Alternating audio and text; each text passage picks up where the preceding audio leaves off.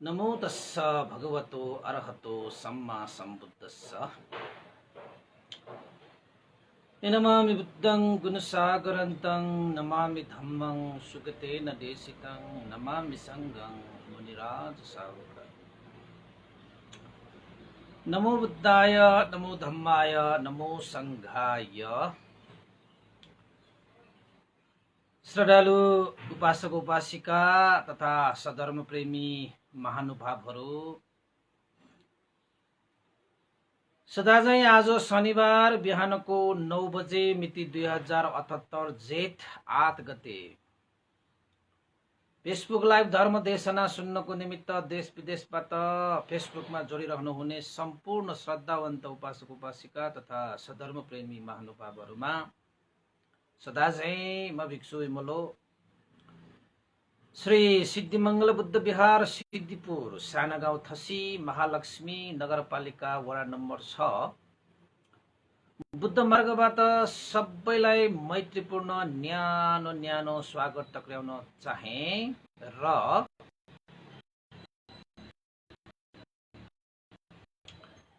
अहिले हामी करिब एक हप्ता जति भइसकेको छ हामीले मिलिन्द प्रश्न नामक ग्रन्थलाई हामीले यसमा दिएका।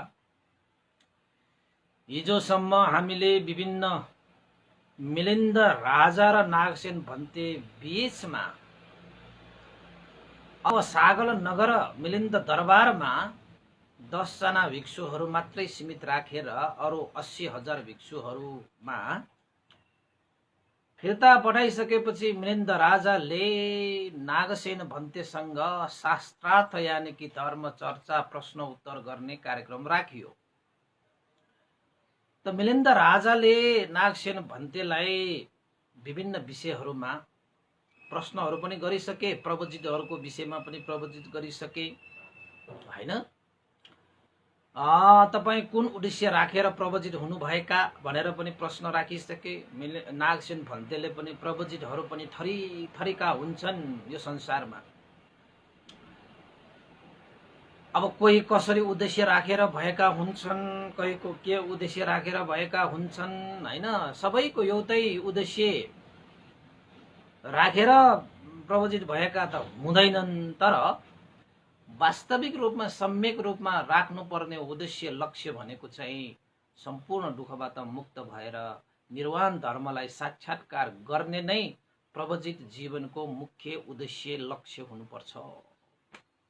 यसलाई नै सम्यक प्रवचित भनेर भनिन्छ भन्ने जस्ता कुराहरू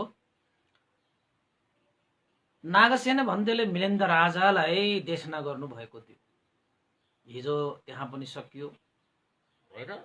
अब प्रतिसन्धिको विषयमा, प्रतिसन्धि भनेको जन्म मरणको विषयमा।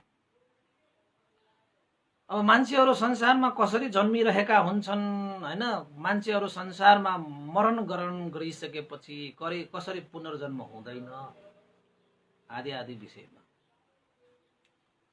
प्रवचित प्रतिसन्धि आदिको विषयमा हिजो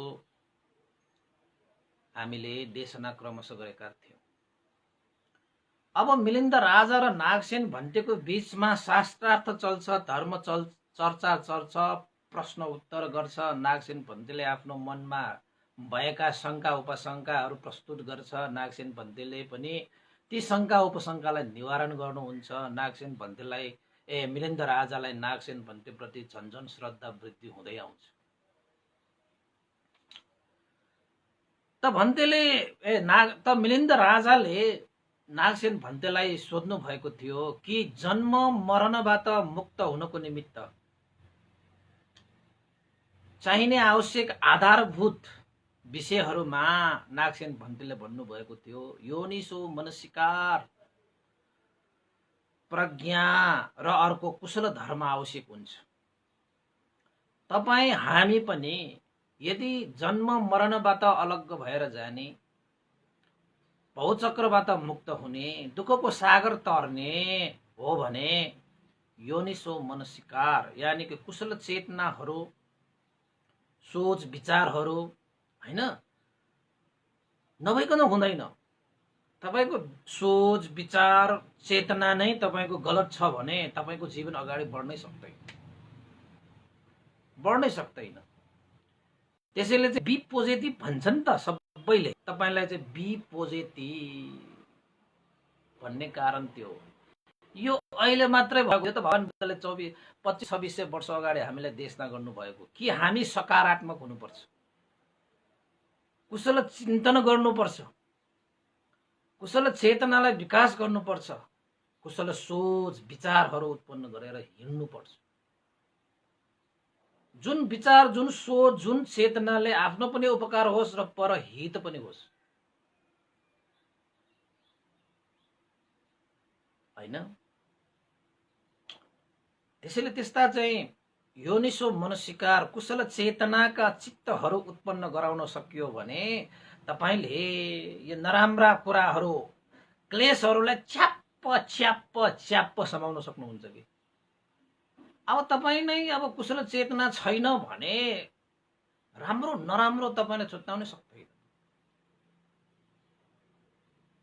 चाहे त्यो श्रमण होस्, चाहे त्यो गृहस्थहरू होस्, उसको मनै कालो छ त उसले सेतो कसरी देख्छ? यद्यपि हेर्ने यही आँखाले त हो, यसले त हेर्ने काम मात्र गर्छ, जान्ने बुझ्ने त मनले गर्ने हो नि। त्यसैले योनिसो मनसिकार, त्यसपछि प्रज्ञा।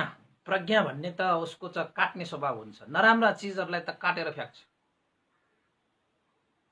प्रज्ञाको स्वभाव त्यस्तो हुन्छ। अकुशल त्यसलाई राख्दैन, उसलाई निवारण गरिहाल्छ, पाप निवारण गरिहाल्छ, अमङ्गल निवारण गरिहाल्छ, खराब चिजहरू काटिहाल्छ। प्रज्ञाको स्वभाव चाहिँ त्यस्तो हुन्छ। त्यसपछि हामीलाई चाहिने कुशल कर्महरू, कुशल कर्महरूको शरीर वचन मनबाट जति पनि कर्महरू तपाईँ गर्नुहुन्छ, ती सम्पूर्ण कर्महरू चाहिँ कुशल हुनुपर्छ। भनाइको मतलब आफू र परहित उपकारको लागि तपाईको शरीर वचन मनबाट कर्म हुनुपर्छ। त्यसलाई कुशल धर्महरू भनेर भनिन्छ, कुशल कर्महरू भनेर भनिन्छ। त नागसेन भन्देले चाहिँ योनिसो मनसिकार, प्रज्ञा, त्यसपछि कुशल धर्मको विषयमा देशना यानि कि धर्म चर्चा गर्दै गर्दाखेरि अरु त सबै ठिकै लाग्यो। उपमा पनि दिनुभयो नागसेन भन्देले। यो योनिसो मनसिकार र प्रज्ञा भनेको चाहिँ यो जौँ बाली धान बाली काटे जस्तै हो। बायाँ हातले जौँलाई समाउँदाखेरि जुन समाएको बायाँ हात छ त्यो चाहिँ योनिसो मनसिकार भयो। दायाँ हात जसले चाहिँ हँसिया बोकेर त्यो चाहिँ बायाँ हातले समाएको त्यो जौँ यानि कि धान बाली काटेको जस्तो, यानि कि दायाँ हातको त्यो हँसिया चाहिँ प्रज्ञा समान हो। आफूलाई आवश्यकता अनुसार काट्न सकिन्छ प्रज्ञावानहरूले चाहिँ, हैन? त्यो उपमा दिइसकेपछि बाँकी रह्यो कुशल धर्म। त्यसपछि नागसेन भन्दैका कुराहरूलाई साधुकार दिइसकेपछि मिलिन्द राजा यत्तिकैमा रोक्ने राजा त थिएन। उसँग धेरै प्रश्नहरू छन्, धेरै तर्कहरू छन्, वितर्कहरू छन्, वादहरू, प्रतिवादहरू, शङ्का उपशङ्काहरू थुप्रै छन् के, थुप्रै छन्। त्यसपछि मिलिन्द राजाले नागसेन भन्तेलाई प्रार्थना गरे, भन्थे तपाईले कुशल धर्मको पनि विषय उत्थान गर्नुभयो, हैन? कुशल धर्म पनि चाहिन्छ कि सम्पूर्ण दुःखबाट मुक्त हुनको निमित्त, भौचक्रबाट मुक्त हुनको निमित्त। यो कुशल धर्महरू भनेको चाहिँ के होला? कस्तालाई हामी कुशल धर्म भन्न सकिन्छ त? नागसेन भन्थे कुशल धर्म भनेको के हो भनेर पनि प्रश्न गरे। त्यसपछि कुशल धर्म भनेको त वास्तवमा भन्ने हो भने आफू र अरूको हित सुख हुने कर्म नै कुशल धर्म हो। समग्रमा व्याख्या गर्ने हो भने जुन तपाईले चाहिँ शरीर वचन मनबाट आफू र परहित उपकारको लागि वचन प्रयोग गर्नुहुन्छ, शरीर प्रयोग गर्नुहुन्छ, यानि कि मन प्रयोग गर्नुहुन्छ, त्यो कुशल कर्म हो। त्यही कर्मबाट प्राप्त हुने धर्मलाई चाहिँ कुशल धर्म भनिन्छ समग्रमा। तर नागसेन भन्तेले मिलिन्द राजालाई उत्तर दिनुहुन्छ, महाराज शील पालन गर्नु, श्रद्धा वृद्धि गर्नु, वीर्यवान हुनु, स्मृतिवान हुनु र समाधि वृद्धि गर्नु जस्ता यी गुण धर्महरूलाई कुशल धर्म भनेर भनिन्छ। यहाँनिर आए त्यही कर्मको कुरा। शील पालन गर्दाखेरि कुन चाहिँ कर्म हुन्छ? तपाईँ हामीलाई थाहा छ, शील पालन गर्दाखेरि विशेष त गृहस्थीहरूलाई नै भनौँ नि, पानातिपाता वेरमणि सिक्खापदं समाधियामि, म प्राणी हिंसा गर्दिन भन्ने शिक्षालाई पालना गर्दछु। अर्थ यही हो। अब नागसेन भन्तेले मिलिन्द राजालाई भन्नुभयो कुशल धर्महरू भनेको शील पालन गर्नु पनि कुशल धर्म हो। र यसमा पनि तपाईले देख्नुहुन्छ, पानातिपात हत्या हिंसा नगर्ने बित्तिकै तपाईँ आफ्नो पनि उपकार गरिरहनु भएको छ र परहित पनि गरिरहनु भएको छ। यसको माने प्राणी हिंसा नगर्ने बित्तिकै तपाईले कुनै पनि प्राणीको जीवन अभय दान गरेको भयो, जीवन दान गरेको भयो, उसको त उपकार भयो भयो नै, तर तपाईले तपाईको आफ्नो पनि उपकार गरिरहनु भएको छ। किन त भन्दाखेरि पानातिपाता गर्ने बित्तिकै त अकुशल कर्म हुन्छ। त्यसलाई मार्नको निमित्त तपाईले आफ्नो मनलाई दूषित बनाउनु पर्यो। योनिसो मन सिकारको त्यहाँबाट हट्यो। राम्रो चेतना त होइन त्यहाँ अरूलाई मार्ने, अरूलाई काट्ने भनेको त अरूलाई दुःख दिने हो नि। दुःख दिने चेतना भनेको तपाईको कुशल चेतना हुन सक्छ, त्यो योनिसो मन सिकार हुन सक्छ, हुनै सक्दैन। त जब तपाईले योनिसो मन सिकार नै छैन भने तपाईको दुःखबाट मुक्त हुने अवस्था त आउँदैन त्यहाँ। त तपाईँ दुःख चाहनुहुन्न भने योनिसो मन सिकारलाई हटाएर यस्ता अकुशल चेतनाहरू वृद्धि गर्ने कार्यमा हात हाल्नु भयो भने त तपाईँ आफैलाई दुःख दिइरहेको भयो। त्यो भनेपछि जब तपाईले शील पालन गर्नुहुन्छ, त्यो शीलमा योनिसो मन सिकार पनि हुन्छ। कुशल चेतना भएरै तपाईले त्यहाँनिर तपाईको चाहिँ शील पालन गर्न सकेको, नत्र त सक्दैन तपाईले। त्यसैले यो शील पालन गर्नु पनि कुशल धर्म हो। चोरी नगर्ने, व्यभिचार नगर्ने, झुटो कुरा नबोल्ने, लागु पदार्थ सेवन नगर्ने आदि आदि शीलहरू यानि सदाचारहरू जे होस् अरूलाई दुःख नदिने। नागसेन भन्तेले भन्नुभएको तपाईहरुलाई सरस्वती भन्दाखेरि शब्दहरू, धर्मको शब्दहरू भन्दाखेरि तपाईहरुलाई नबुझ्ला, त्यसैले अलिकति व्याख्या गरिदिएको मात्रै हो। हुन त शीलको व्याख्या गर्ने हो भने त सम्पूर्ण धर्मै अट्छ यसमा, सम्पूर्ण धर्मै अट्छ यो शीलमा, हैन? त्यसैले शील, श्रद्धा, वीर्य, सती, समाधि यी कुशल गुण धर्महरूलाई सम्पादन गर्नु नै कुशल धर्महरू हुन् भनेर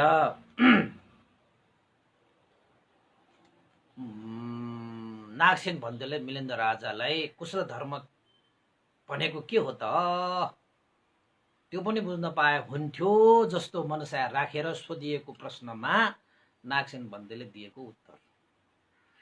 त्यसैले पनि तपाईहरुले शील पालन गरिरहनु भएको छ, श्रद्धा आफ्नो मनमा सुरक्षित राखिरहनु भएको छ, वीर्यवान भइरहनु भएको छ, स्मृतिवान भइरहनु भएको छ, समाधि विकास गरिरहनु भएको छ भने यस्ता गुण धर्महरू तपाईले आफ्नो जीवनमा धारण गरिरहनु भएको छ, पालन गरिरहनु भएको छ भने चाहिँ तपाईले कुशल धर्मलाई सम्पादन गरिरहनु भएको छ। जसमा तपाईले समग्रमा भन्ने हो भने दानशील भावना। जीवनमा तपाईले दानशील भावना अनि कुशल कर्महरू गरिरहनु भएको छ भने तपाईले कुशल धर्मलाई अभ्यास गरिरहनु भएको छ, जुन कुशल धर्मको कारणले तपाईँ सम्पूर्ण दुःखबाट मुक्त भएर जाने, भवचक्रबाट मुक्त भएर जाने त्यो अवसर तपाईले पाउनुहुन्छ। त्यसपछि नागसेन मिलिन्द राजाले भन्नुभयो, भन्ते नागसेन तपाईले भन्नुभयो कुशल धर्महरू शील, श्रद्धा, वीर्य, सती, समाधि भनेर। यो शील भनेर तपाईले भनिरहनु भएको छ, यो शीलको लक्षण के हो? शील पालन गर्नु, शील पालन गर्नु, शील पालन गर्नु भनेर भनिरहेको छ।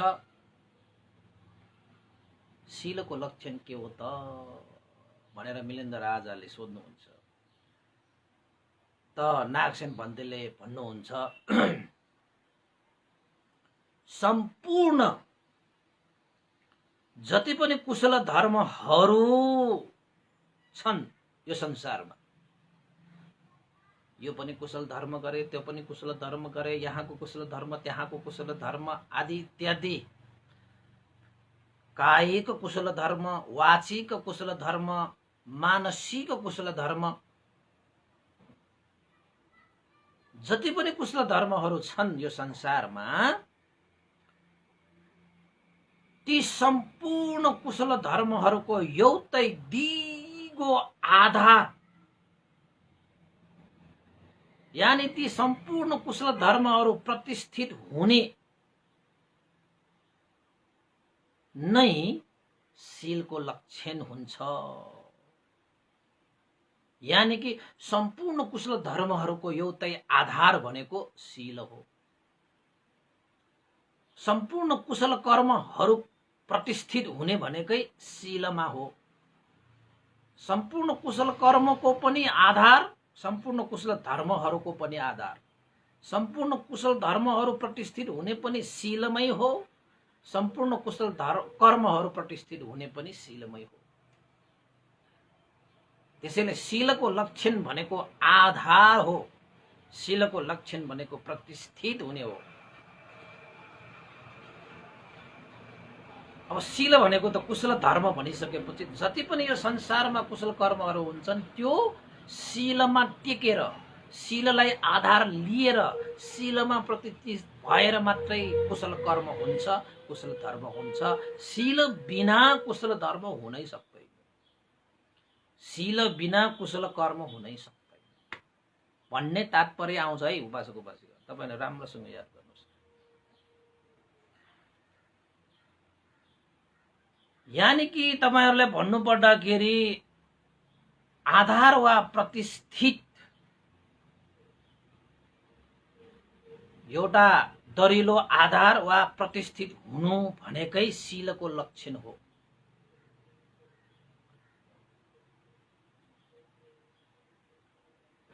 भनेर नागसेन भन्तेले मिलिन्द राजाले भन्नुभयो।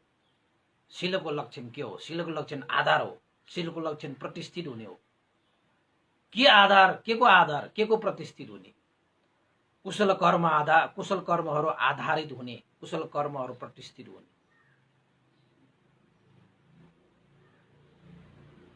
हैन। त नागसेन भन्तेले भन्नुभयो, मिलिन्द राजाले भन्नुभयो, भन्ते नागसेन उपमा दिएर सम्झाउनु भए राम्रो हुन्थ्यो, उपमा दिएर सम्झाउनु भएको भए राम्रो हुन्थ्यो। महाराज, जसरी एउटा घरको लागि जग, त्यही जगमा उठेको हुन्छ घर, घरको आधार भनेको जग। त्यो जग पनि के को आधारमा जग बन्छ? पृथ्वीको आधारमा। शरीर के कसरी हामी उभिरहन्छ? खुट्टाको आधारमा। र सबै प्राणीहरू यो संसारमा जीवित रहिरहनु सकेको आधार के हो त भन्दाखेरि धरती हो, पृथ्वी हो। जसरी घरको आधार जग हो, यो शरीरको आधार पाउ हो। त्यसरी नै सम्पूर्ण सत्व प्राणीहरूको आधार भनेको चाहिँ पृथ्वी हो। त्यसरी नै सम्पूर्ण कुशल कर्म, सम्पूर्ण कुशल धर्मको आधार भनेको चाहिँ शील हो। त्यसैले शीलको लक्षण भनेको आधार हुने, प्रतिष्ठित हुने हो।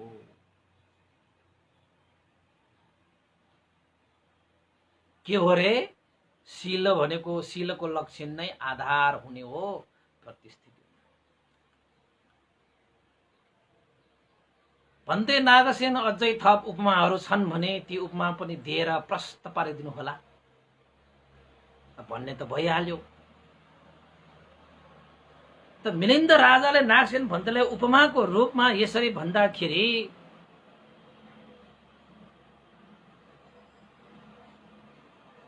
नागसेन भन्तेले उपमा दिनु पर्यो।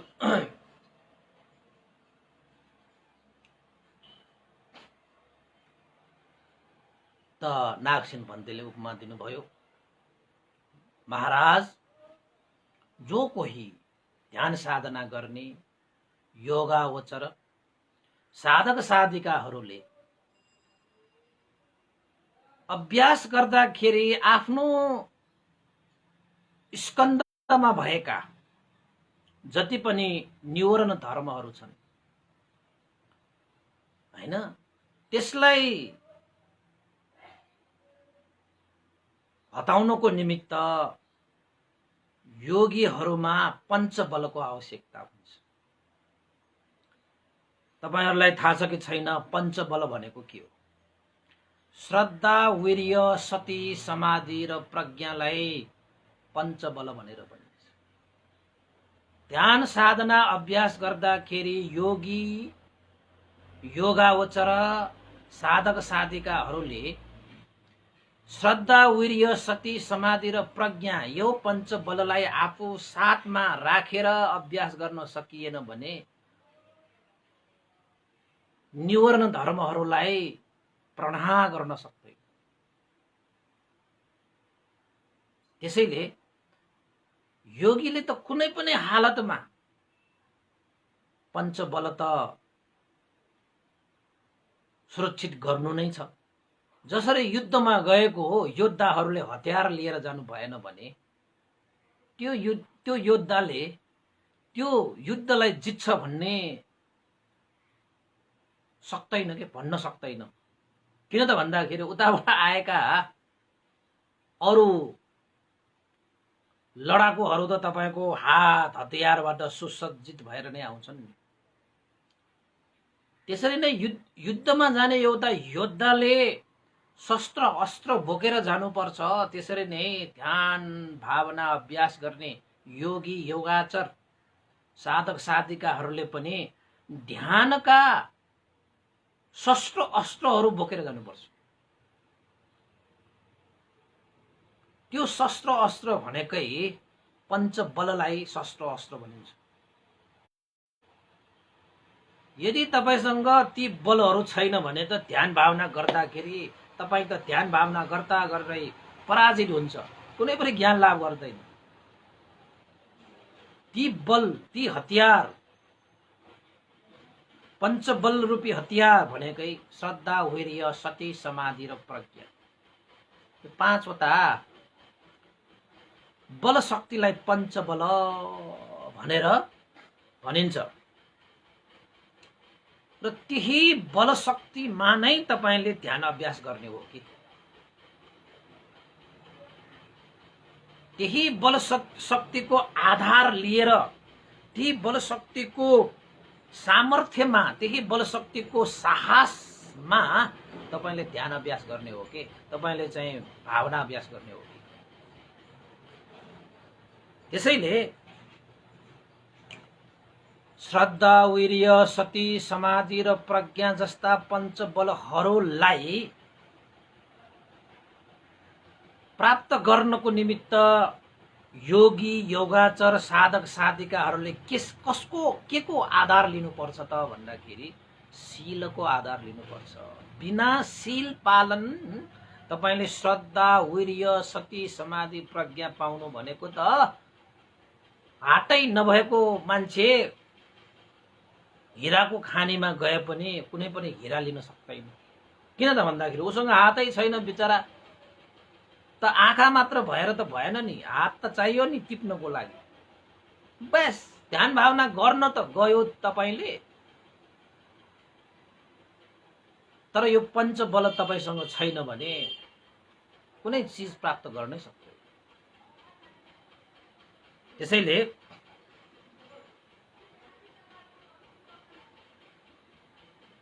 एउटा योगीको लागि 90 नहुने यो पञ्चबल रूपी ध्यान भावना गर्नको निमित्त चाहिने शक्ति के को आधारमा, कुन चाहिँ गुणधर्ममा प्रतिष्ठित भएर योगीले पनि अभ्यास गरिरहेको हुन्छ त भन्दाखेरि शीलमा टेकेर, शीलको आधार लिएर, शीलमा प्रतिष्ठित भएर मात्रै एउटा योगीले ध्यान भावनाको अभ्यास गरिरहेको हुन्छ। त्यसैले योगीहरूको आधार भनेको के भयो? शील भयो, शील भयो। तपाईले शील भएन भने जतिसुकै अभ्यास गरे पनि तपाईको कुनै पनि हालतमा तपाईलाई ध्यानलाई वृद्धि गर्नुभयो, ज्ञानलाई वृद्धि गर्नुभयो, मार्गफलमा प्रतिष्ठित हुनुभयो भन्नेको हुँदैन।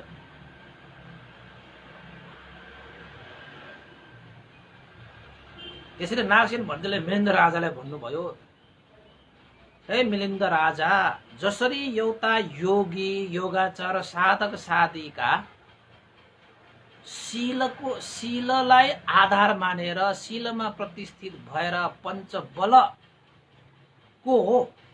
अभ्यास यानी कि भावना अभ्यास गर्दछ,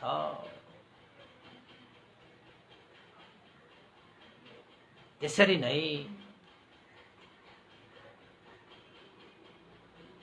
शीलको लक्षण यहाँबाट पनि थाहा हुन्छ कि शील भनेको आधार हो, शील भनेको प्रतिष्ठित हुने हो, शील भनेको जग हो, शील भनेको मूल हो। जसरी एउटा योगी साधक साधिकाले शीलको आधार नलिकन, शीलमा प्रतिष्ठित नभइकन पञ्चबल विकास गरेर न्यूरन धर्मलाई नाश गरेर मार्गफल निर्वाण धर्म प्राप्त गर्न सक्दैन, त्यसरी नै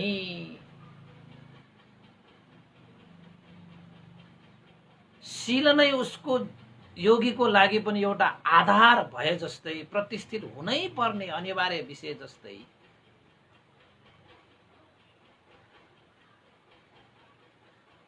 महाराज मिलिन्द, तपाईले यही उपमाबाट पनि बुझ्न सक्नुहुन्छ शील भनेको के रहेछ। बिना शील त पञ्चबल आउँदैन त। त्यसैले शीलको लक्षण भनेको आधारै हो, शीलको लक्षण भनेको प्रतिष्ठित हुनु नै हो। त्यसैले हरेक कुराहरू, हरेक विषयहरू, कुशल धर्महरू, कुशल कर्महरू गर्नको निमित्त तपाई केमा प्रतिष्ठित हुनुपर्छ? शीलमा प्रतिष्ठित हुनुपर्छ, हैन? शीलकै आधार लिनुपर्छ। त्यसैले महाराज शीलको लक्षण भनेको आधार हो, शीलको लक्षण भनेको प्रतिष्ठित हुनु हो भनेर पञ्चबलको विषयमा पनि आयो है उपासक उपासिकाहरू। तपाईलाई याद छ कि छैन, मैले चाहिँ अभिधर्मको विषय देशना गर्दाखेरि पञ्चबलको पनि देशना गरेको थिएँ। यसको लागि त तपाईले त्यही कुरालाई सोध्नु पर्ला, त्यो सुन्नु पर्ला। त्यसपछि मिलिन्द राजाले अझै उपमा, अरू पनि उपमा छ भने नागसेन भन्थे त्यो पनि उपमा दिनुस् त। उपमा त कति छ कति छ, त नागसेन भन्देले पनि थप उपमा दिनुहुन्छ। जसरी कुनै पनि किसान भनौं या कुनै पनि कामदार भनौं, आफूसँग भएको कुनै पनि बीज, बिउ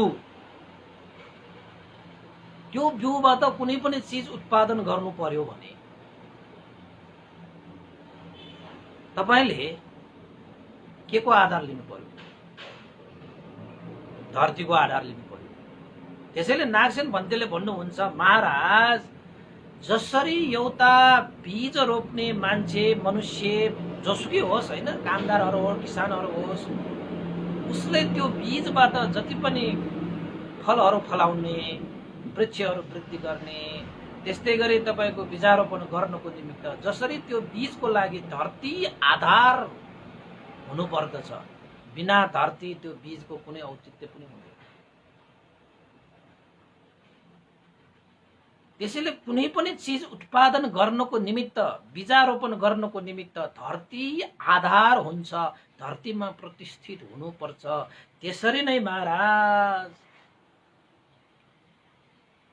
कुनै पनि कुशल धर्म सम्पादन गर्नको निमित्त शीलमा प्रतिष्ठित हुनुपर्छ, शीलकै आधार लिनुपर्छ। यहाँ एउटा बीजको लागि एउटा कामदारले त्यो बीजलाई रोपेर उसलाई चाहिँ फलाउने फुलाउने कार्यहरू गर्न चाहन्छ भने उसलाई धरतीको आधार चाहिन्छ। धरतीमा त्यो बिउ चाहिँ प्रतिष्ठित हुनुपर्छ, अनि मात्रै त्यो बिउ र बीजको बिरुवा बन्छ, फल बन्छ आदि इत्यादि।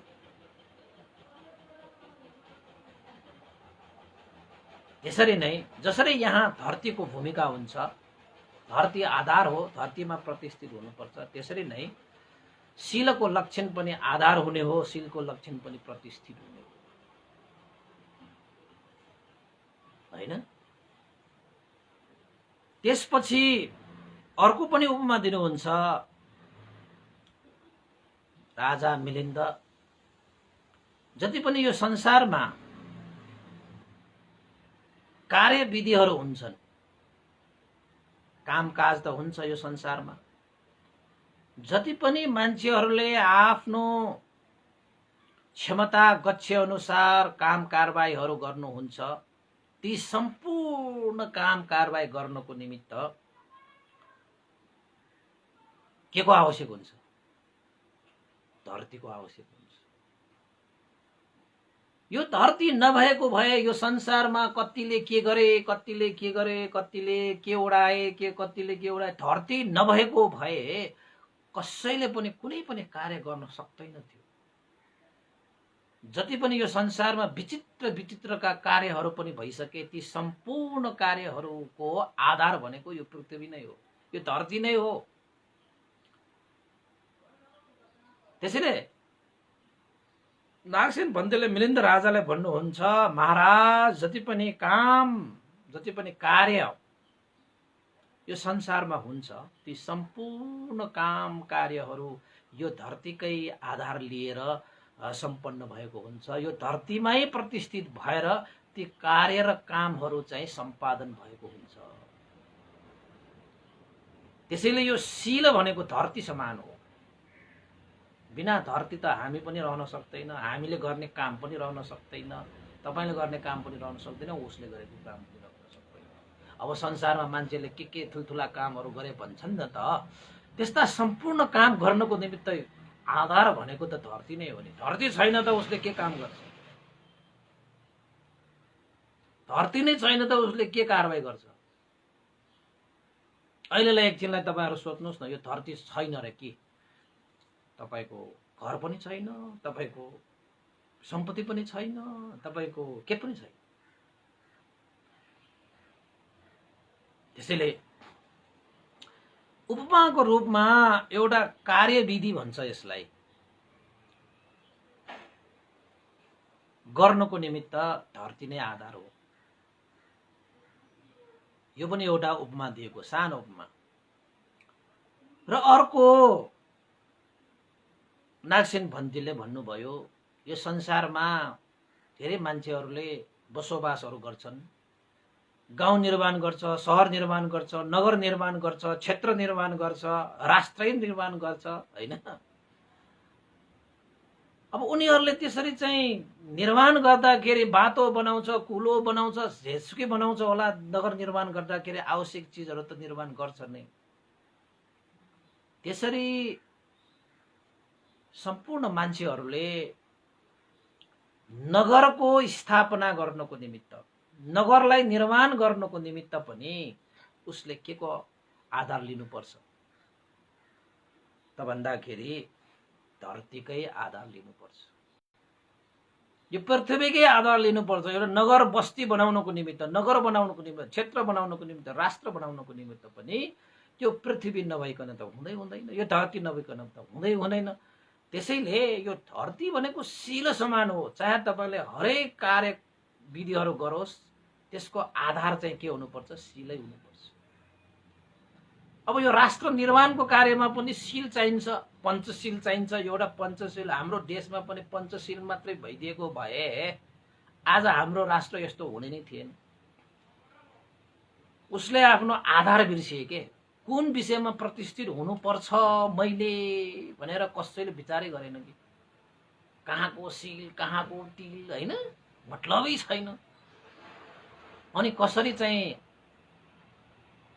समृद्धि हुन्छ, उन्नति हुन्छ, प्रगति हुन्छ, वृद्धि हुन्छ।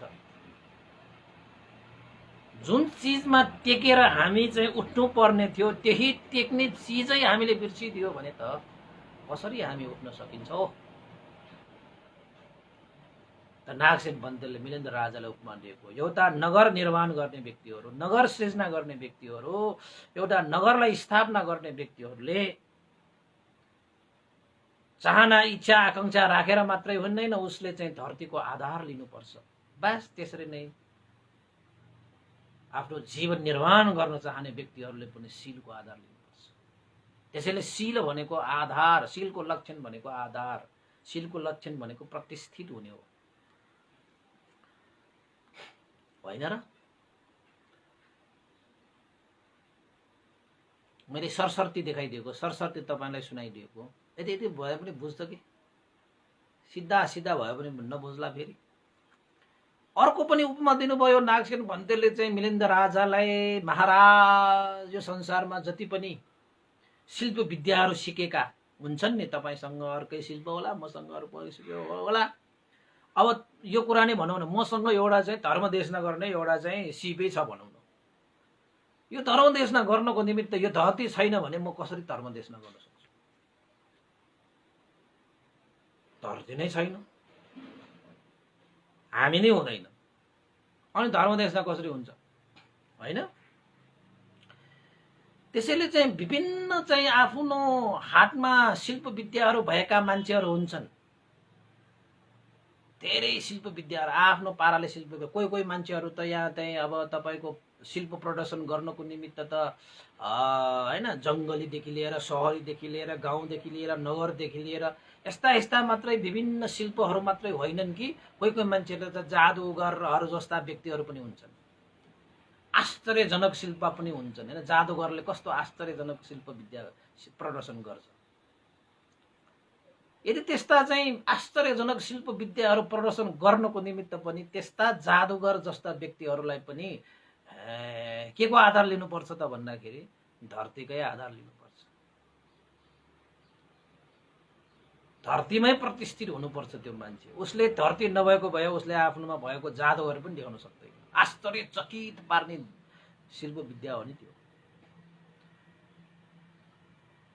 त्यस्ता कुराहरू पनि प्रस्तुत गर्न सकिँदैन। भनाइको मतलब नागसेन भन्तेले भन्नुभयो, कुनै पनि उत्पादन गर्नको निमित्त, कार्यविधि गर्नको निमित्त, स्थापना गर्नको निमित्त र शिल्प विद्या प्रदर्शन गर्नको निमित्त पनि यो धरती नै आधार हुन्छ, धरतीमै प्रतिष्ठित हुनुपर्छ। धरती एक तर आधार अनेक,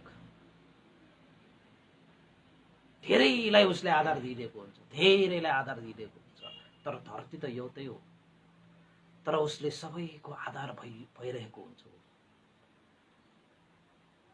जस्तै तपाईँको कुनै पनि उत्पादन हुनु पर्यो भने पनि धरती नै चाहियो, कुनै पनि तपाईँको कार्यविधि गर्नु पर्यो भने पनि धरती नै चाहियो, कुनै पनि स्थापना गर्नु पर्यो भने, केही चिज स्थापना गर्नु पर्यो भने पनि धरती चाहियो, कुनै शिल्प विद्या प्रदर्शन गर्नु पर्यो भने पनि तपाईको लागि धरती चाहियो। किन त भन्दाखेरि सबैको लागि आधार बनिरहेको छ यो धरती। त्यसैले नै कुशल धर्म कुशल कर्महरूको जति पनि कुशल धर्म कुशल कर्महरू छन् ती सबैको आधार भनेको चाहिँ के हो? शील हो। शील हो। शीललाई आधार लिएर नै कुशल कर्म कुशल धर्महरू सम्पादन गरिन्छ। शीलमा प्रतिष्ठित भएरै सम्पूर्ण कुशल धर्म सम्पूर्ण कुशल कर्महरू चाहिँ सम्पादन गरिन्छ।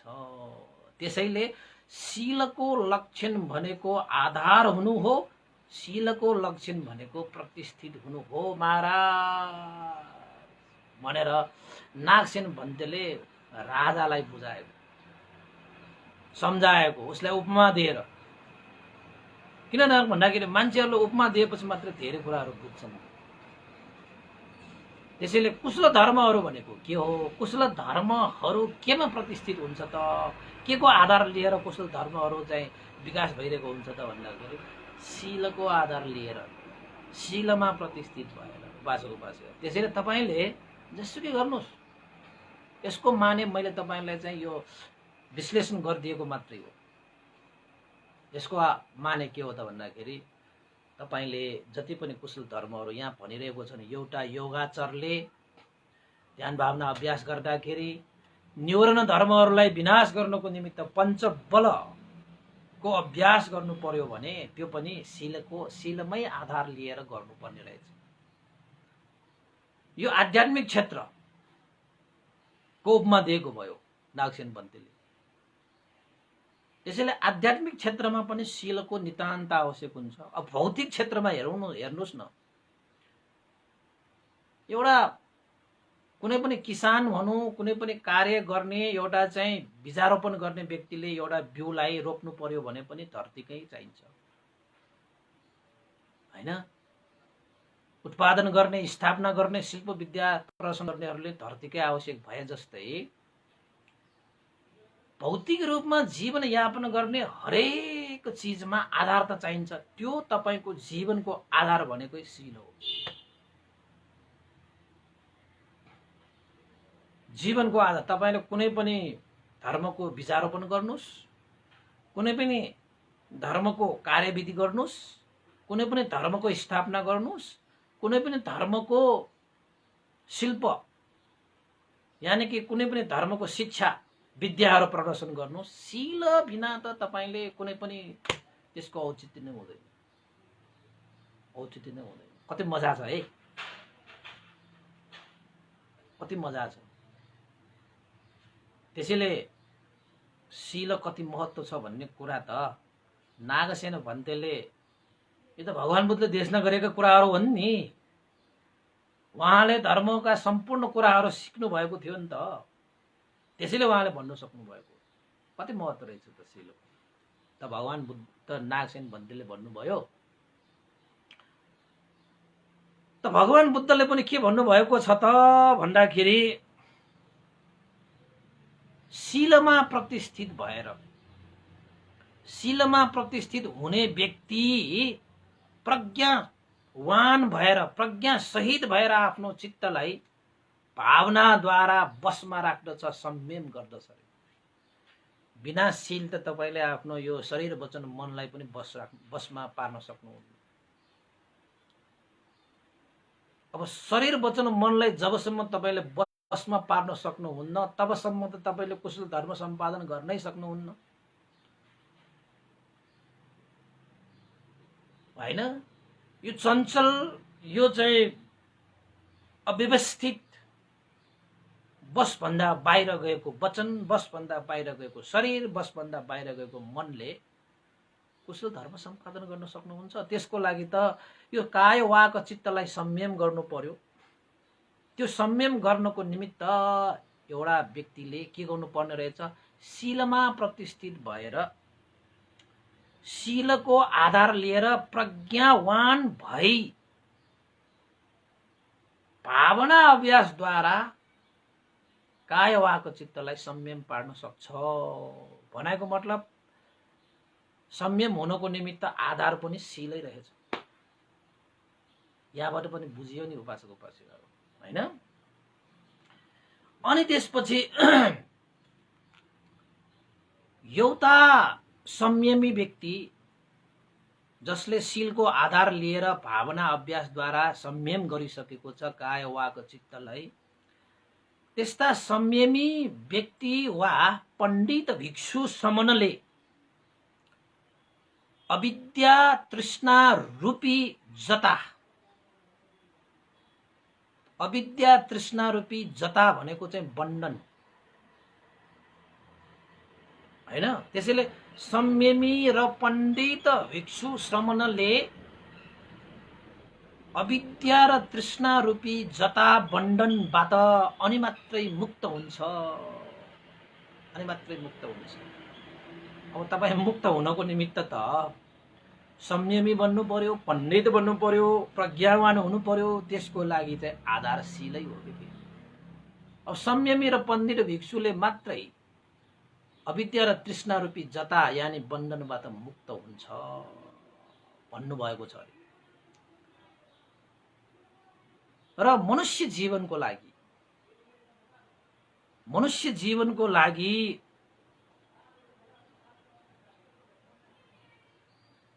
शील भनेको सम्पूर्ण सत्व प्राणीहरूको आधार। जसरी यो पृथ्वी छ त्यसरी नै मनुष्य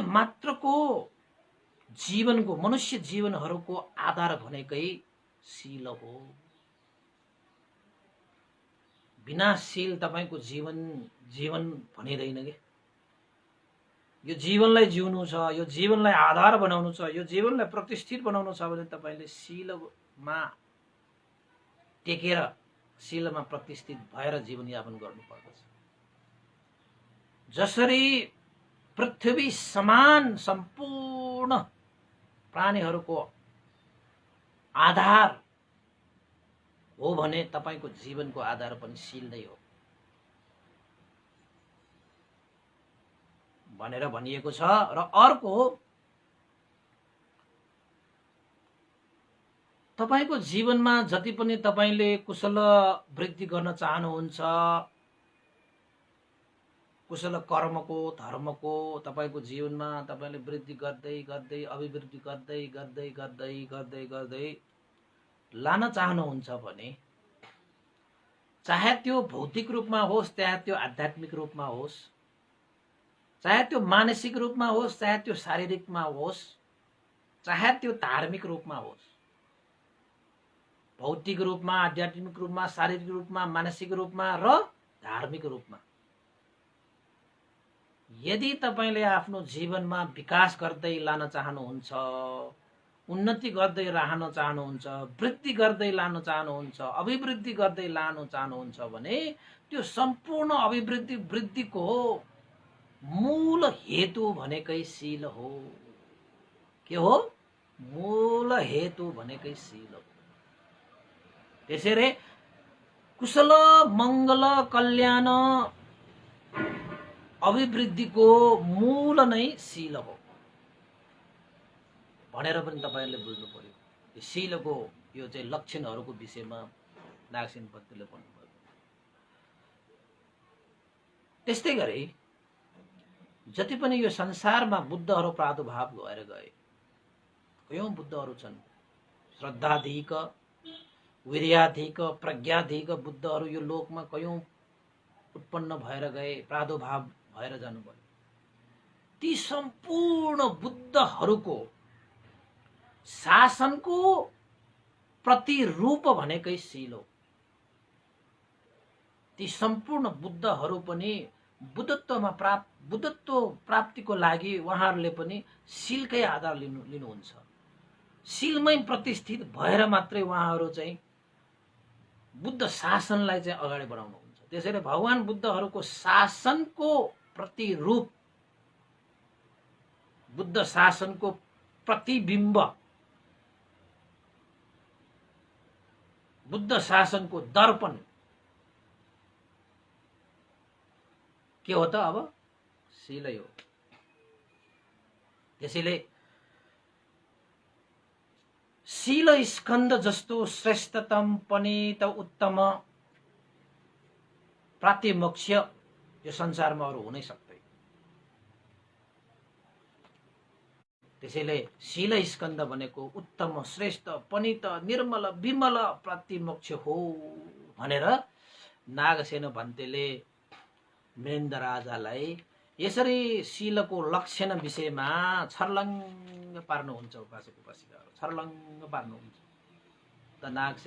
त मिलिन्द राजाले हात जोडेर नागसेन भन्तेलाई साधु साधु नागसेन भन्ते तपाईँले राम्रोसँग सरल तरिकाले उपमा दिएर शीलको लक्षण विषयमा तपाईँले छर्लङ्ग पारिदिनु भयो। साधु साधु साधु साधु। नागसेन भन्थे अब शीलको लक्षण त सकियो, शीलको लक्षण पनि बुझियो। अब कुशल धर्ममा आएको शील श्रद्धा छ नि, हैन? त भन्थे नागसेन यो श्रद्धाको लक्षण चाहिँ के हो भनेर सोध्नुहुन्छ। नागसेन भन्तेले जवाफ दिनुहुन्छ, महाराज श्रद्धाको लक्षण भनेको चाहिँ आस्था, विश्वास, प्रसन्नता र शीतलता। यी सम्पूर्ण कुराहरू चाहिँ श्रद्धाको लक्षण हो। र श्रद्धाको लक्षण भनेको उच्चतम श्रेष्ठतम पनित आकांक्षा श्रद्धाको लक्षण हुन्छ। उच्चतम श्रेष्ठतम पनित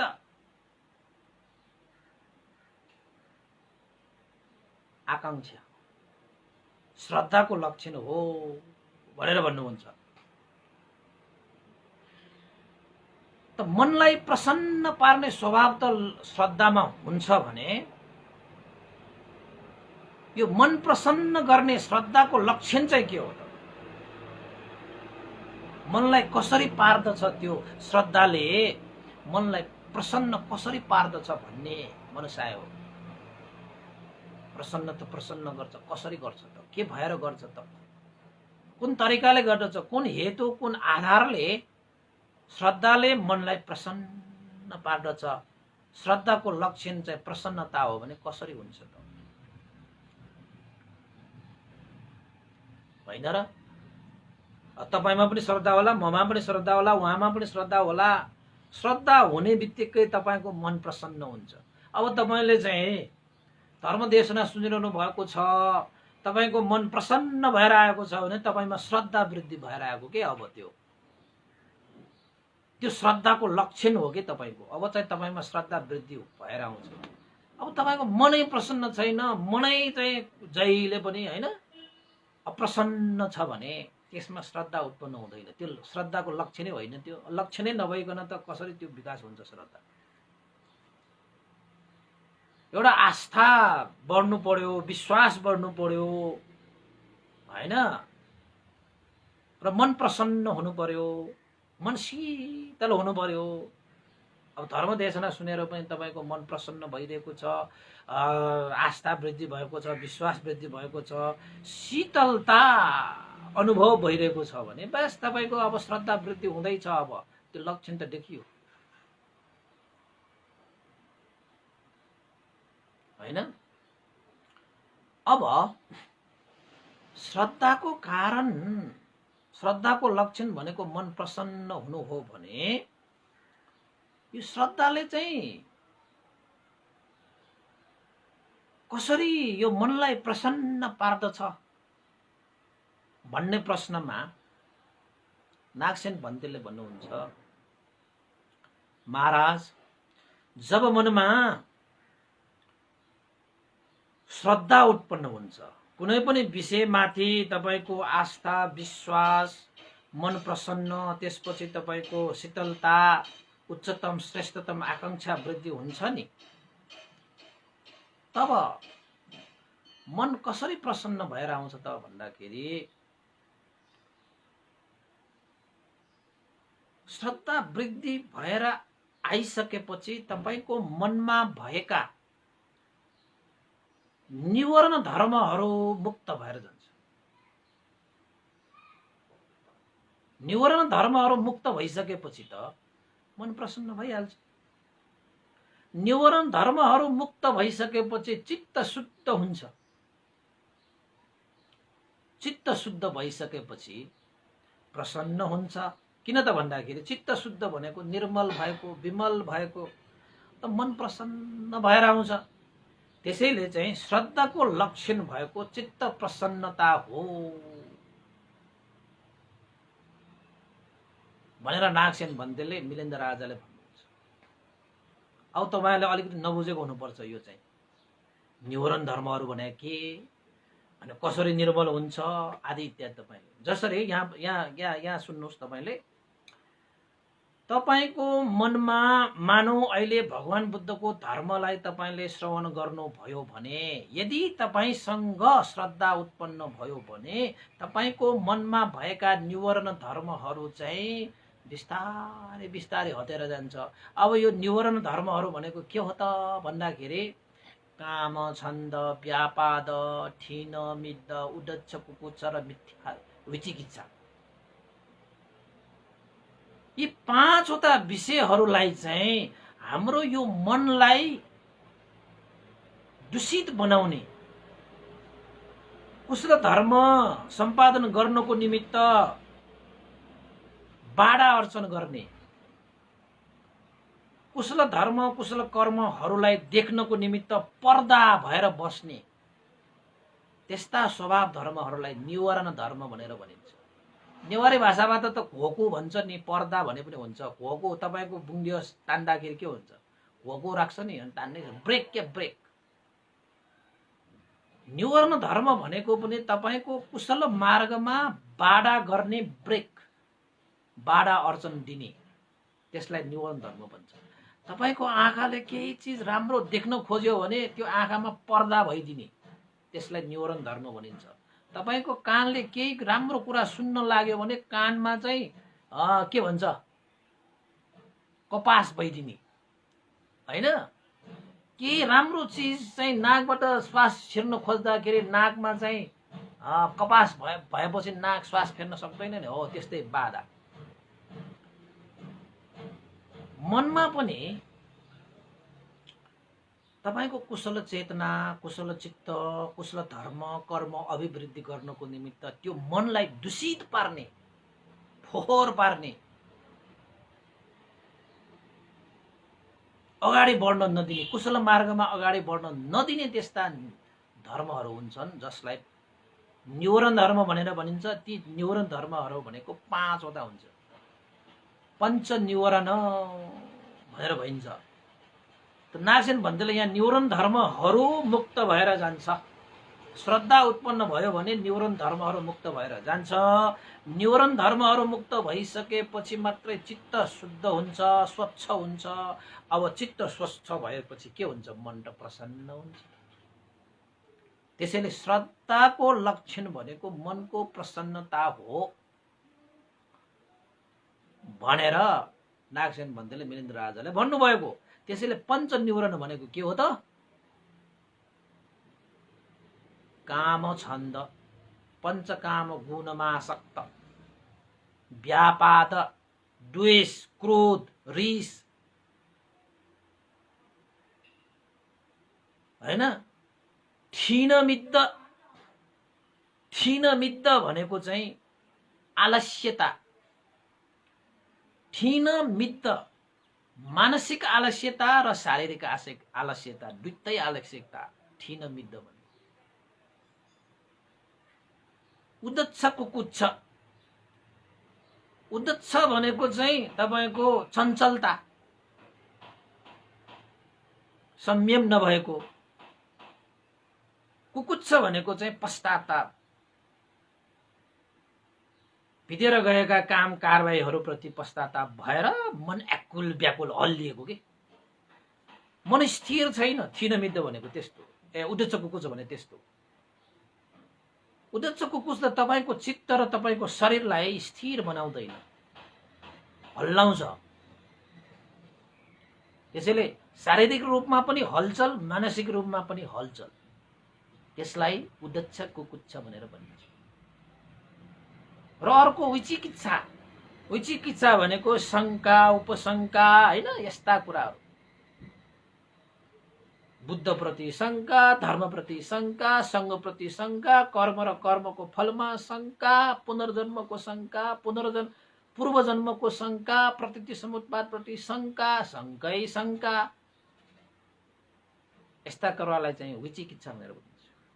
हो, यो 5वटा न्यूरन धर्महरू तपाईको हृदयमा भएसम्म तपाईको चित्त शुद्ध हुँदैन, तपाईको चित्त स्वच्छ हुँदैन र तपाई प्रसन्न हुन पनि सक्दैन। किन त भन्दाखेरि यो तृप्त हुने विषय नै होइन, यसलाई त निवारण गर्नै पर्छ।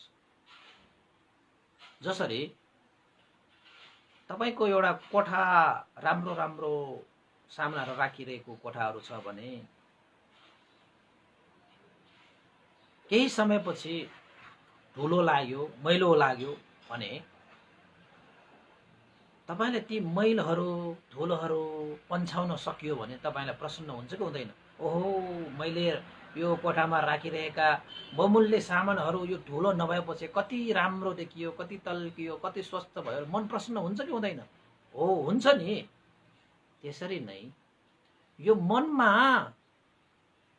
यो काम छन्द, व्यापाद, थिन मिद्द, उद्देश्य कुकुच र विचिकित्सा जस्ता न्यूरन धर्महरूले तपाईको यो हृदयलाई फोहोर बनाइरहेको हुन्छ। तपाईको हृदयमा भएका रत्नहरू तपाईले देख्नुहुन्न, तपाईको हृदयमा भएका हीराहरू तपाईले देख्नुहुन्न। त्यस्तो फोहोर हो यो। त जब तपाईले ती न्यूरन धर्मलाई हटाउन सक्नुहुन्छ नि, तब तपाईको मन के हुन्छ? स्वच्छ, सफा, हराभरा। अनि तपाईलाई प्रसन्न हुँदैन? हो, त्यो कार्य कसले गर्छ त भन्दाखेरि श्रद्धा हुने बित्तिकै न्यूरन धर्महरूलाई हटाउन सकिन्छ। बिना श्रद्धा तपाईले न्यूरन धर्मलाई हटाउनै सक्दैन। त्यसैले श्रद्धाको लक्षण चाहिँ के हो? प्रसन्नता हो। श्रद्धाको लक्षण चाहिँ प्रसन्नता हो। न्यूरन धर्महरू थाहा छ है तपाईलाई? यो त अब विपश्यना ध्यान भावना गर्दाखेरि त्यो थाहा पाउने विषयहरू हुनु होइन। उपासक उपासिकाहरू विपश्यना ध्यान भावना गर्ने बेलामा यो न्यूरन धर्महरू जानेर, पञ्चबलहरू जानेर ध्यान बस्न सकियो भने मात्रै तपाईले चाहिँ विपश्यना ध्यान भावनालाई विकास गर्न सक्ने। पञ्चबल भनेको थाहा छैन, न्यूरन धर्म भनेको पनि थाहा छैन, हैन? जस्तै तपाईले चाहिँ अब खेतमा गइसकेपछि धान रोप्दाखेरि धान जस्तै अर्को के भन्छ त्यो घाँस पनि उम्रेको हुन्छ नि। अब खेतमा गइसकेपछि धान कुन चाहिँ हो, घाँस कुन चाहिँ हो थाहा नपाइसकेपछि त उसले कसरी घाँसै घाँस भनेर चाहिँ छुट्याएर चाहिँ त्यो घाँस उखालेर फ्याक्न सक्छ त? सक्दैन। उसलाई थाहा हुनु पर्यो नि, यो घाँस हो, यो धान हो भनेर। टुक्याउ भन्छ नि त, नेवारसँग टुक्याउने मुखन वो टुक्याउने बोले घ्यामा वो वामाया ममसिल्ला गर्ना वो चाहिँ घ्यामा वो वामा बचाया पऱ्यो। त्यस्तै हो। टुक्याउलाई के भन्छ तपाईले? घाँस निकाल्छ नि त तपाईको त्यो धान बालीमा। त्यस्तै हो, हैन? त्यसले ध्यान भावना गर्दाखेरि तपाईले चाहिँ श्रद्धा वृद्धि गर्नु पर्यो।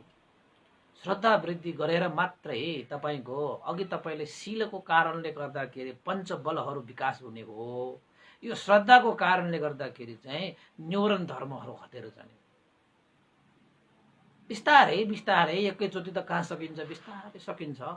प्रयास चाहिँ जारी राख्नुपर्छ। एक न एक दिन तपाईको विजय निश्चित छ, हैन? त्यसैले श्रद्धाको लक्षण भनेको चित्त प्रसन्नता हो, स्वच्छता हो, निर्मलता हो, शुद्धता हो। बुझ्नुभयो है? अब मैले अलिकति व्याख्या गरिदिएको, नागसेन भन्दैले सिधा सिधा भनिरहनु भएको छ, हैन? त्यो कुराले अलिकति व्याख्या गरिएन भने शब्दहरू पनि अब बुझाउनु पर्यो, हैन? अलिकति मैले यताउता गरेर थपेर तपाईलाई चाहिँ व्याख्या गरिदिएको। त्यसो भए मिलिन्द राजाले भन्नुभयो, त्यसो भए नागसेन भन्थे मलाई उपमा दिनुस् न भनिसकेपछि नागसेन भन्थेले उपमा दिनुभयो एकजना चक्रवर्ती राजाको, जसले चतुरङ्गी सेनाहरू लिएर खोला तर्ने काम गर्दछ खोला तरेर गइसकेपछि पानी प्यास लाग्छ राजालाई र उसले पानी खानको निमित्त खोलामा पानी लिन पठाउँछ एउटा मणि दिएर। ट्युबमा दिएको। ल सुन्नुहोस् है त, त्यो त राजा थियो। त्यो राजाले चतुरङ्गिनी सेनाहरू लिएर यात्रामा गएछ। अब कयौं घोडा सवारहरू चतुरङ्गी सेना भए थाहा छ नि तपाईहरुलाई, एकदमै शक्तिशाली सेना, बट्ठान के। राजा अगाडि अगाडि, चतुरङ्गी सेनाहरू पछाडि पछाडि ढक्र ढक्र ढक्र ढक्र गएछ। घोडा चढेर, हात्ती चढेर एउटा खोला आएछ, नदी आएछ हैन। नदी त तर्नु नै थियो। राजाले घोडा, हात्ती है चतुरङ्गी सेना सहित त्यो खोला तरेछ। अब त्यो खोलामा त्यो हात्ती घोडाहरूले टेकेपछि त्यो खोलामा त हिलो मैलो त निस्किने भयो। त खोला त तरिसक्यो, त राजालाई के भयो त पानी खान प्यास लाग्यो। उपमा है उपमा, राजालाई प्यास लाग्यो र उसले सेनालाई भन्यो खोलामा गएर पानी लिएर आउनु, मलाई प्यास लाग्यो।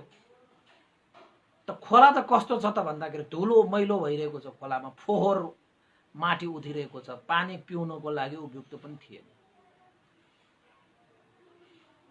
त्यसपछि राजाले त्यो अवस्थालाई बुझेर आफूसँग भएको एउटा मणि त्यो एउटा सैनिकलाई दिएछ, जाऊ यो मणिलाई त्यो नदीमा डुबाउनु, त्यसपछि पानी सफा हुन्छ, निर्मल हुन्छ, कञ्चन हुन्छ, शुद्ध हुन्छ, त्यसपछि त्यो पानी लिएर आउनु, म आफ्नो प्यास बुझाउँछु भनेर भनेपछि सेनाले पनि राजाले दिएको आज्ञा अनुसार त्यो मणिलाई लिएर गएछ। मणिलाई लिएर गइसकेपछि त्यो मणि त्यो नदीमा जहाँ चाहिँ हात्ती घोडा सेनाहरूले टेकेर हिलो मैलो फोहोरहरू उठेको थियो त्यो पानीमा, जब त्यो मणि राखियो नि त्यो मणि राख्ने बित्तिकै सारा फोहोर मैला हैन त्यो सबै चाहिँ तल तान्यो कि त्यसले एकैछिनपछि। त्यो मणिको कारणले गर्दाखेरि त्यो पानी त कञ्चन शुद्ध परिशुद्ध सफा स्वच्छ भयो। त्यसपछि त्यो सेनाले त्यो सफा भएको त्यो पानी लिएर आएर राजालाई दिएछ। राजाले आफ्नो प्यास मेटाएछ, घट घट घट पानी पिएर हैन। अब यो उपमा नागसेन भन्तेले किन दिनुभयो त भन्दाखेरि यहाँ उपमाको लागि दिनुभएको छ। नागसेन भन्तेले मिलिन्द राजाले के भन्नु त भन्दाखेरि, महाराज त्यो नदीको पानी भनेको चित्त हो, त्यो नदीको पानी भनेको चित्त हो। त्यो जसले मणि लिएर नदीमा गए फेरि लिएर आए त्यो भनेको चाहिँ योगी हो। त्यो सेना भनेको चाहिँ योगी हो, यानी कि साधक साधिका हो, योगावचर हो। त्यस्तै गरी त्यो पानीमा जति पनि निस्केका फोहोरहरू छन् नि, मैलाहरू छन् नि, धुलो धालोहरू उठ्यो नि, ती सम्पूर्ण चाहिँ यो चित्त क्लेश हो। यानी कि चित्त क्लेश भनेको निवरण धर्महरू। अघि मैले भने नि तपाईहरुलाई चाहिँ निवरण धर्महरू 5 वटा हुन्छ भनेर, थाहा छ है तपाईहरुलाई कि थाहा छैन? फेरि त्यो फोहोर, त्यो शुद्ध पानीमा उठिएका फोहोर मैलाहरू चाहिँ निवरण धर्महरू, चित्त क्लेशहरू हुन्। जब त्यो चित्त क्लेशहरू भनेर उठिएका त्यो फोहोर मैलाहरूमा त्यो सेनाले राजाबाट प्राप्त भएको त्यो मणिलाई त्यो नदीमा राखेपछि त्यो धुलोहरू त सबै छरेर तल चाहिँ झरेर, नेवारी भाषामा त कोसिनाउन भन्छ नि त, माथिको पानी त कञ्चन स्वच्छ सफा भएछ हैन। त त्यसपछि त्यही पानीलाई राजाले पिएर आफ्नो प्यास मेटाए। हो, त्यो मणि भनेको चाहिँ के हो त महाराज?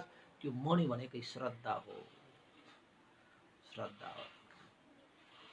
त्यसैले यो हाम्रो मनमा पनि चतुरङ्गी सेनाहरूले हात्ती घोडाले टेक्दाखेरि जति पनि फोहोर मैला हैन कसिङ्गरहरू निस्किएको छ, त्यसरी नै यो संसारिक विभिन्न विधि विधानहरूबाट हाम्रो मनमा यी पञ्च न्यूरन धर्महरू उत्पन्न हुन्छ। पञ्च न्यूरन धर्महरू उत्पन्न हुन्छ, यानि कि चित्त क्लेशहरू उत्पन्न हुन्छ। ती चित्त क्लेशहरूलाई अब दमन गर्नको निमित्त, समन गर्नको निमित्त तपाईले जसरी त्यो राजाले दिएर पठाएको मणि सेनालाई नदीमा हालेपछि त्यो चतुरङ्गी सेनाले टेकेर उठिएका ठुलो फोहोरहरू चाहिँ सफा भएर गए मणि राखेपछि, त्यसरी नै तपाईले आफ्नो हृदयमा श्रद्धा रूपी गुणधर्मलाई राख्नुभयो भने त्यसरी नै पञ्च निवरण यानि कि चित्त क्लेशहरू त्यसरी नै साफ भएर जान्छ। र त्यो तपाईको नदीको पानी भनेको चित्त हो, र त्यो पानी शुद्ध भए जस्तै तपाईको चित्त पनि शुद्ध हुने हो।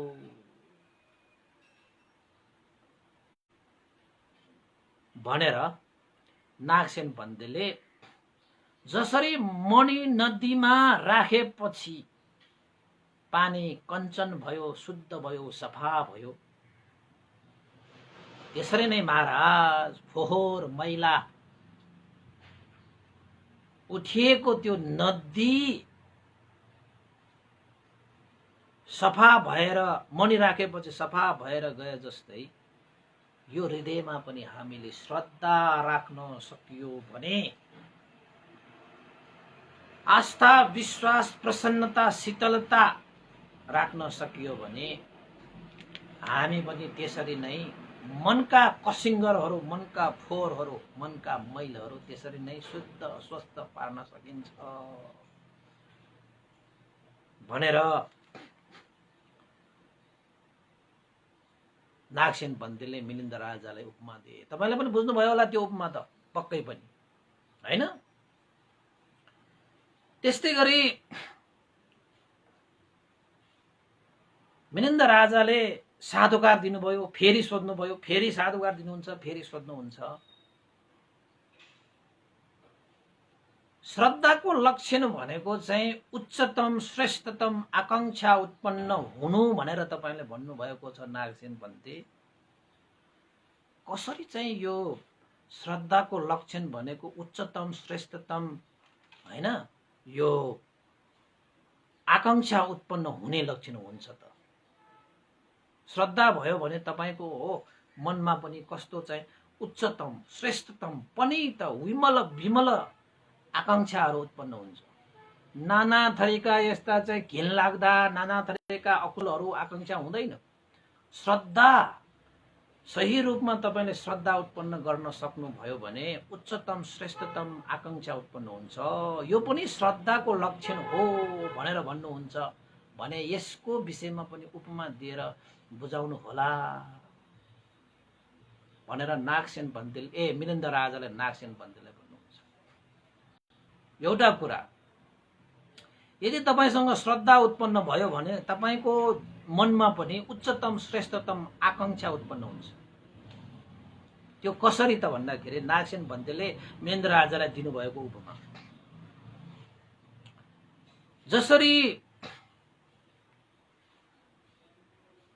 एउटा योगी एउटा साधक साधिकाले ध्यान अभ्यास गर्दै गर्दाखेरि अन्य कुनै व्यक्तिले मार्गफल प्राप्त गरिलिए भने, यानी कि ध्यानै लाभ गरिलिए, मार्गफलै प्राप्त गरिलिए, यानी कि श्रोतापन्न सक्रितागामी अनागामी अरहन्त फल प्राप्त गरिलिए भने एउटा योगीमा श्रद्धा छ भने उसलाई पनि एउटा उच्चतम श्रेष्ठतम आकांक्षा वृद्धि हुन्छ। कसरी त भन्दाखेरि यही ध्यान अभ्यास गरेर, यही साधना गरेर फलना फलना व्यक्तिहरूले दुःखबाट मुक्त भएर जाने मार्ग फलमा प्रतिष्ठित भएर गइसके। मैले पनि यही ध्यान अभ्यास गरिरहेको छु, मैले मात्र किन गर्न सक्दैन र?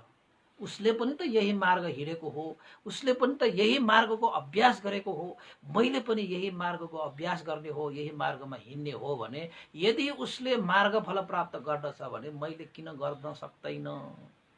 त्यसैले फलना व्यक्तिहरूले जस्तै मैले पनि श्रोतापन्न मार्गफल, श्रोत्रगामी मार्गफल, अनागामी मार्गफल हैन र अरहन्त मार्गफल मैले पनि प्राप्त गर्न सक्छु भन्ने उच्चतम श्रेष्ठतम आकांक्षा वृद्धि हुन्छ अरे श्रद्धा भएको मान्छेमा।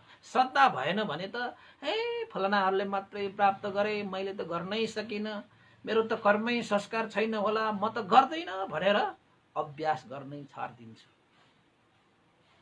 तर उसमा चाहिँ समाधि, उसको चाहिँ होइन, तपाईँको चाहिँ त्यो ध्यान भावना साधनामा उसको प्रति चाहिँ श्रद्धा छ, आस्था छ, विश्वास छ भने त्यो श्रद्धा भएको व्यक्तिले फलना व्यक्तिलाई हेरेर भए पनि उच्चतम आकांक्षा वृद्धि गरेर उसले अभ्यास गरेर मार्गफल निर्वाण धर्म प्राप्त गरी छाड्छ। त्यसैले श्रद्धाको लक्षण भनेको चाहिँ श्रेष्ठतम उच्चतम आकांक्षा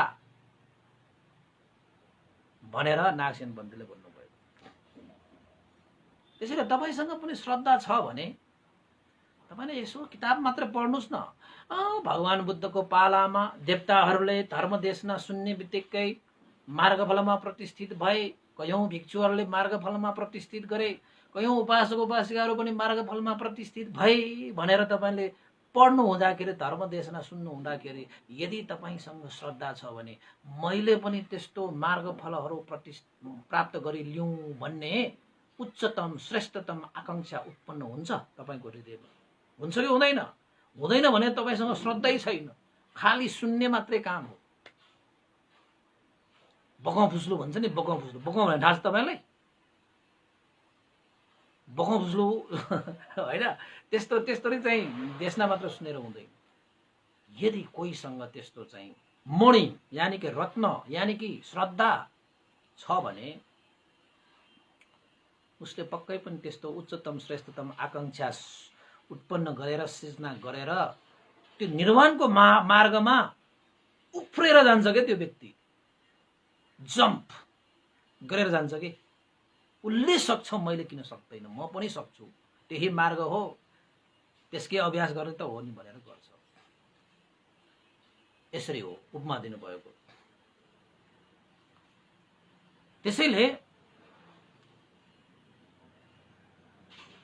जसरी अरू व्यक्तिहरूले मार्गफलमा प्रतिष्ठित भएर आफूलाई आरक्षित गरिसके, सुरक्षित गरिसके, दुःखबाट मुक्त गरिसके, भवचक्रबाट अलग गरिसके, सम्पूर्ण दुःखको सागर तरिसके, अब म पनि त्यही मार्गमा हिँडेर, म पनि त्यही मार्गको अभ्यास गरेर म पनि दुःखबाट मुक्त भएर जान्छु, भवचक्रबाट मुक्त भएर जान्छु, सम्पूर्ण दुःखको सागर तर्नेछु, निर्वाण धर्मलाई साक्षात्कार गर्नेछु, मार्गफल प्राप्त गर्नेछु भनेर त्यो पनि अगाडि बढ्छ। र उसले त्यही श्रद्धाको कारणले गर्दाखेरि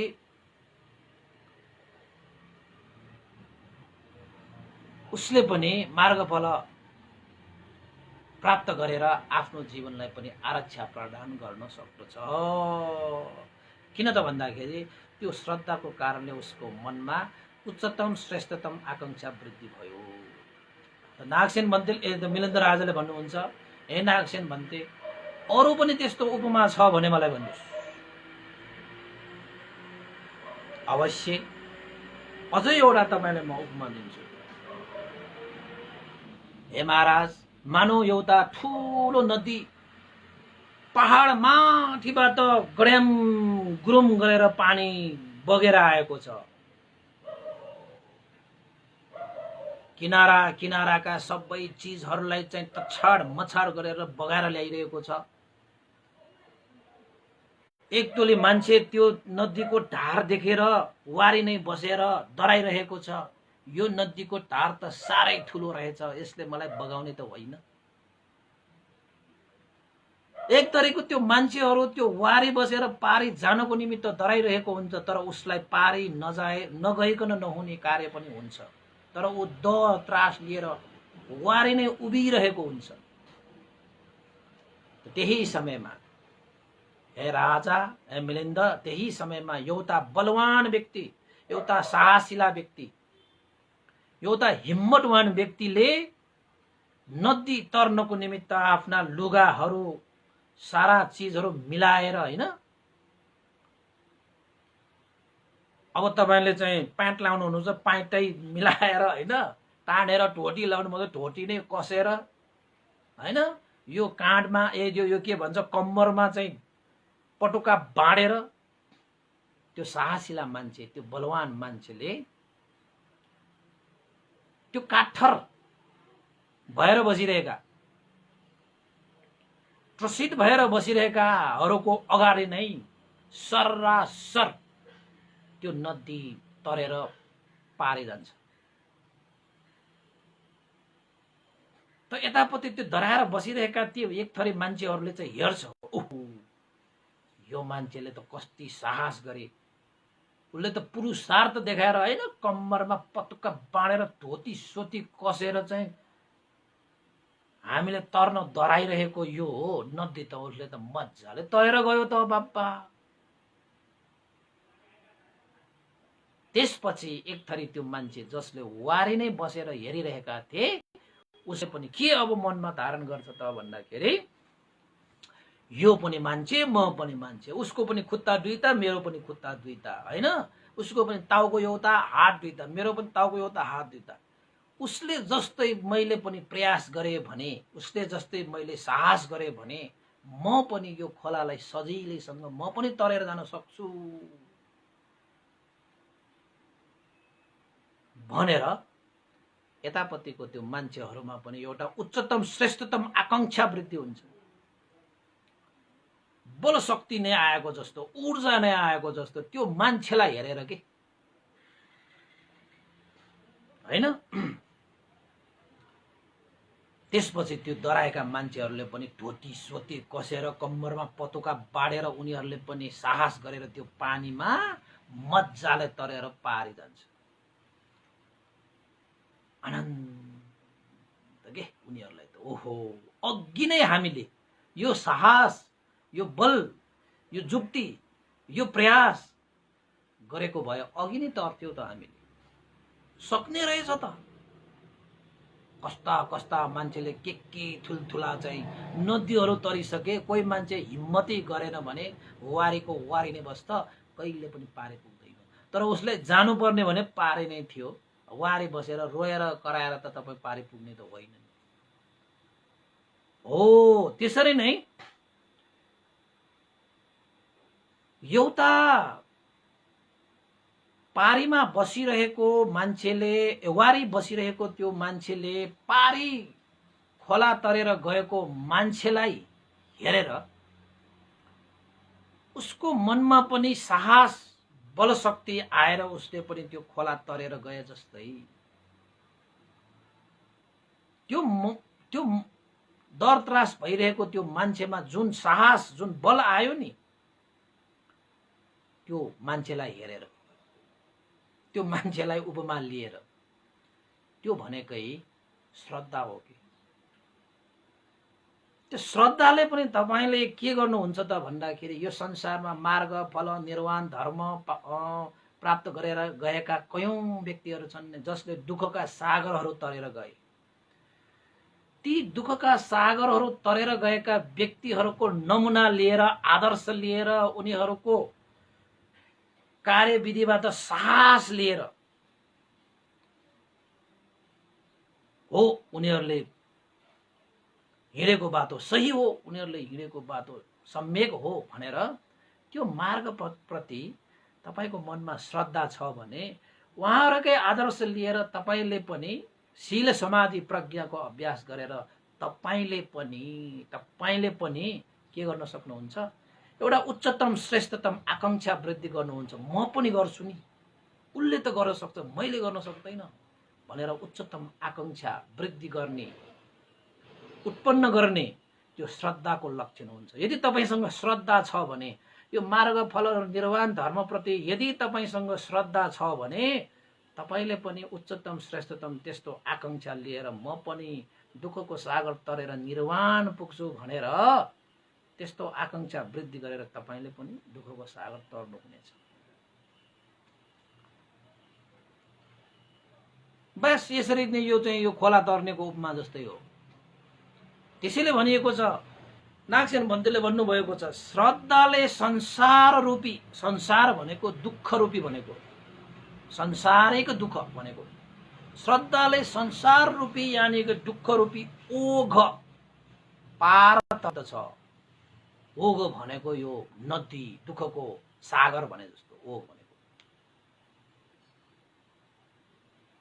यो चाहिँ हाम्रो ग्रन्थमा उल्लेख छ, श्रद्धाले संसार रूपी दुःख रूपी ओघ पार तर्दछ, अप्रमादले भवरूपी सागरलाई पार तर्दछ। अप्रमादी भनेको चाहिँ जहिले पनि स्मृतिवान भएर जाने, प्रमादी बेहोस नहुने भनेको। अप्रमादी भनेको बेहोस नहुने, प्रमादी भनेपछि बेहोस, अप्रमादी भनेको बेहोस नभइकन बस्ने। त अप्रमादीले भवरूपी सागर पार तर्दछ, वीर्यले दुःखलाई नाश गर्दछ। सम्पूर्ण दुःखहरूको नाश गर्नको निमित्त तपाईले प्रयास गर्नुपर्छ। वीर्य भनेको यहाँनिर उद्योग गर्ने, अभ्यास गर्ने, प्रयास गर्ने, परिश्रम गर्नेलाई यहाँ वीर्य भनेको। वीर्यले दुःखलाई नाश गर्दछ भने प्रज्ञाद्वारा हामी चाहिँ शुद्ध, परिशुद्ध, विशुद्ध हुन्छ। के हुन्छ रे? प्रज्ञाले मात्रै हामी शुद्ध विशुद्ध हुन्छ। र त्यो प्रज्ञाको लागि तपाईसँग के चाहिन्छ? श्रद्धा चाहिन्छ। श्रद्धाले तपाईलाई अगाडि बढाउँछ। बिना श्रद्धा तपाईँ अगाडि बढ्न सक्नुहुन्न। त्यसैले श्रद्धाले तपाईलाई